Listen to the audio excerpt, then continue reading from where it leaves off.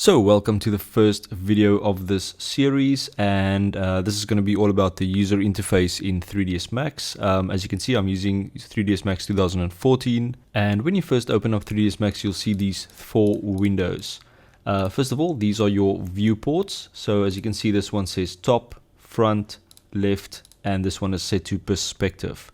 Now let's just create some objects here so that you can actually see what's going on here. So let's just create a box and a box in the middle. So you can see this one here at the top. This is the top view, this is a front view, left view, and then you've got your perspective view.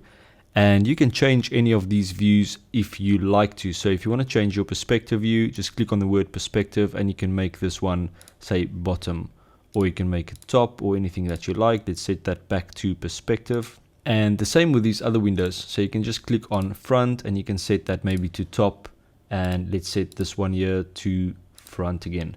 So you can customize this as you like, and what you can also do is you can maximize any of these windows. So let's say we want to maximize our perspective view. You have to right click on this little plus in the corner and then click on maximize viewport, and that will maximize that viewport for you. To get back to the four viewport view, just right click on that plus again and click on restore viewport. Okay, so if you look at your top toolbar, this is where you'll have your select and link tools. You'll have your move, rotate, and scale tools. We're going to look at those in a new video. And you've got your snapping tools here. You've got your rendering tools here at the top, your material editor, and your graph editor. This is your Mass Effects editor. I've actually added this here, so you might not have this, but we'll definitely look at this at a later stage. On the side, you've got your create and your modify panels. So this is where you will create all your primitives. We'll also go into the details a bit later on, and the modify panel, we'll look at that a bit later as well. Here at the bottom, you've got some of your camera controls and your pan and your orbit tools. We'll look at that in a moment. And then you've got your time configuration, this little button right here at the bottom. It's got a little clock next to it. So this is where you set your frame rate and your animation length and all of those type of things. So basically, if you set this to PAL, this will run at 25 frames a second, or you can set it to film, which is 24, or you can set it to custom or NTSC, which is 30 frames per second. So for now, it doesn't really matter. Let's just set it to PAL or NTSC, it doesn't matter. And then right at the bottom, you've got your timeline. So this is your frames in your animation. So currently it's set to 100 frames, the length. And if we go back into the time configuration, you'll see the length of our animation is set to 100.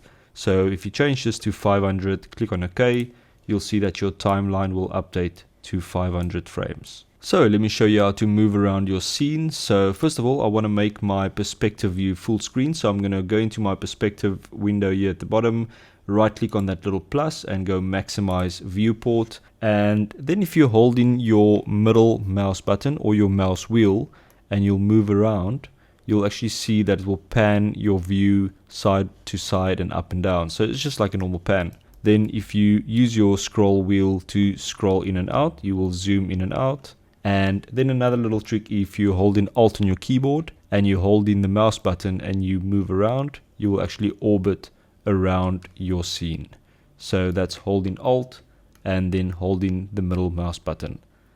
So try that now and play around with some of these controls. Zoom in, zoom out, pan around, and also orbit around your scene. Another quick trick, if you left click on an object and you do the Alt and middle mouse button click, it will orbit around that object. So say we've got a box here in the corner and we've got that highlighted like that, and we'll do an Alt middle click, we'll orbit around that object. So if you select maybe everything in the scene, so if you click and drag, select everything, hold in Alt middle mouse button, it will orbit around those objects.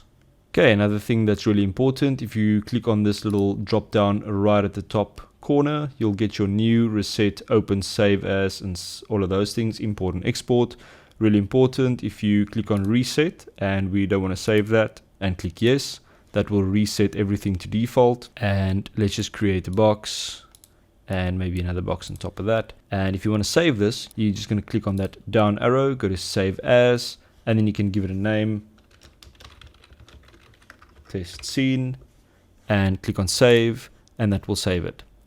So these are all your normal standard type of options that you get in most Windows programs, and that is the basic user interface for 3ds Max. So really simple stuff. Just play around with some of these controls and also just navigate around your scene a little bit. Just get used to some of these movements, and that's it for the first video, and I'll see you guys in the next video.